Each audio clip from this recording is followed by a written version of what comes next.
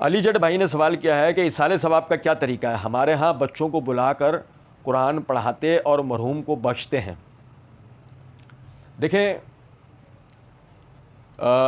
سیدنا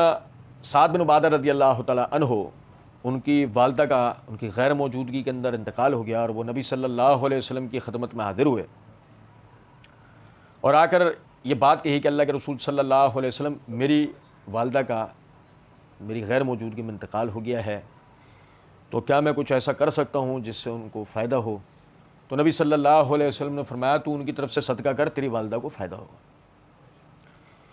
تو سعد بن عبادہ رضی اللہ تعالیٰ عنہ کا ایک باغ ان کے ملکیت تھا، آپ نے وہ باغ جو ہے وہ اللہ کے راستے میں وقف کر دیا، اور نبی صلی اللہ علیہ وسلم کو مخاطب کر کے فرمایا، اللہ کے رسول، میں آپ کو گواہ بناتا ہوں کہ میں نے اس کو مسلمانوں کے افادہ عام کے لیے اس باغ کو وقف کر دیا۔ یہ باغ ام سعد کی طرف سے، یعنی میری والدہ کی طرف سے ہے، یعنی کہ اس کا ثواب میری والدہ کے لیے ہو۔ تو اس حدیث سے ہمیں بات پتہ لگی کہ ایصال ثواب کا طریقہ جو ہے وہ ہمیں شریعت نے بتا دیا کہ جو بھی نیک کام اولاد کرتی ہے اس کا فائدہ وہ والدین کو ہوتا ہے۔ صحیح مسلم کے اندر حدیث ہے، نبی صلی اللہ علیہ وسلم نے فرمایا، انسان مر جاتا ہے اور اپنے پیچھے اعمال کا سلسلہ منقطع کر جاتا ہے سوائے تین باتوں کے: ایک، اس نے کوئی بھی انسانی خدمت کا کام کیا ہو، دوسرا، اس نے کسی کو علم سکھایا ہو، اور تیسرا کہ وہ اولاد کہ جو والدین کے انتقال کے بعد ان کے لیے دعا کرتی ہو۔ تو اگر آپ اپنے والدین کے لیے دعا کریں اور آپ اپنے والدین یعنی کہ آپ مستقل نیک اعمال کرتے رہیں، تو اس کا ثواب خود بخود آپ کے والدین کو ملے گا، کیونکہ آپ خود اپنے والدین کا عمل ہے،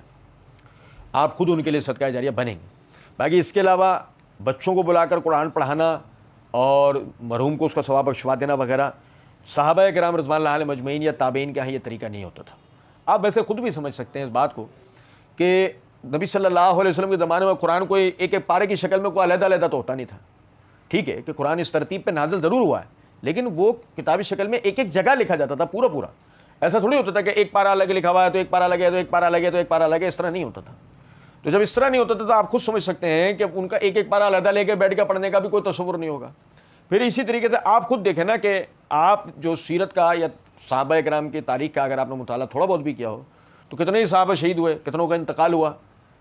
لیکن کیا صحابہ کرام قرآن خوانی کے نام پر کسی جگہ جمع ہوئے کہ وہاں پر انہوں نے وہ قرآن پڑھا اور مرنے والے کو اس کا ثواب جو ہے بخشوایا ہو؟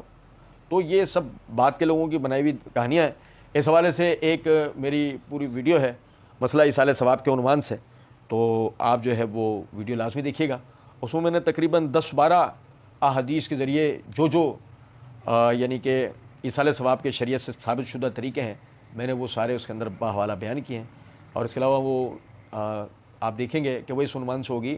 کہ مسئلہ ایصال ثواب اور مفتی طارق مسعود صاحب سے چند گزارشات۔ تو اس میں مفتی صاحب نے کچھ اعتراضات، کچھ باتیں کی ہیں ایصال ثواب کے حوالے سے، تو انتہائی ادب کے ساتھ ان کے جواب بھی جو ہے وہ دیے ہیں۔ تو آپ بھائی وہ ویڈیو کو دیکھیں، انشاءاللہ اس سے آپ کو بڑا فائدہ ہوگا۔